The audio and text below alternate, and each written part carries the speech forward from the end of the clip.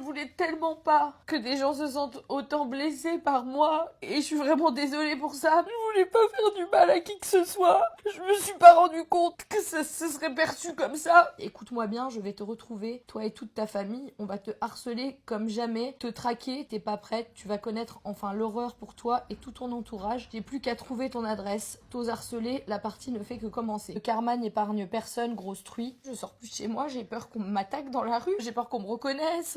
Ça s'arrête pas. Pour toujours, je serai Marianne, l'harceleuse et la raciste de Secret Story 13. Je supporte plus, en fait, je supporte plus tout ce qu'on dit sur moi. Et encore une fois, je peux le comprendre. En voyant les images, j'ai vraiment juste envie de mourir, quoi.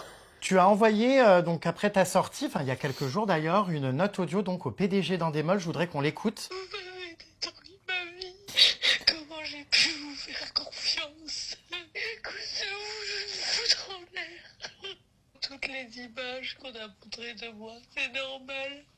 C'est normal que les gens pensent ça de moi. Tu avais passé des entretiens psychologiques avant cette émission Bien sûr. parce que, bon, permets-moi quand même d'être surpris que tu les aies réussis parce qu'on voit que tu es quand même très fragile. J'en veux énormément à la prod de pas se bouger les fesses plus vite, en fait. Moi, ce que je veux que tu comprennes, Marianne, c'est que le racisme, ça n'est pas forcément volontaire, ça ne se résume pas qu'à dégage sale noire rentre dans ton pays ou des propos comme ça. Et le racisme, je pense, ne se résume pas qu'à une intention. Toutes ces micro-agressions qu'on a pu voir dans Secret Story de la part de plein de candidats sont problématiques. Par exemple, le stéréotype de la femme noire agressive, en colère. C'est malheureusement des représentations qui sont liées à l'héritage colonial, qui sont difficiles à supporter pour certaines personnes parce que c'est un cliché qui est tout le temps rappelé à ces femmes. Quand Constance dit par exemple à Romy tu veux faire la gangster avec qui là comme ça, depuis la nuit des temps, malheureusement une personne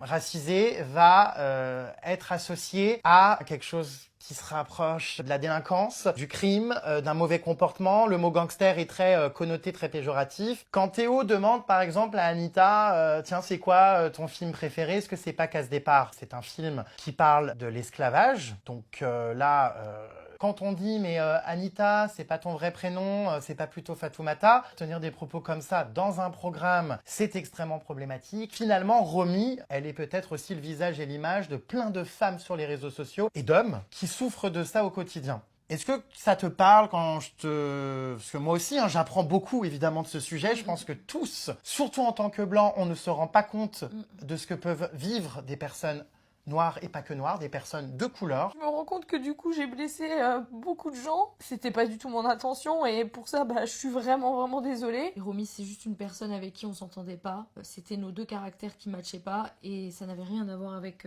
sa couleur de peau.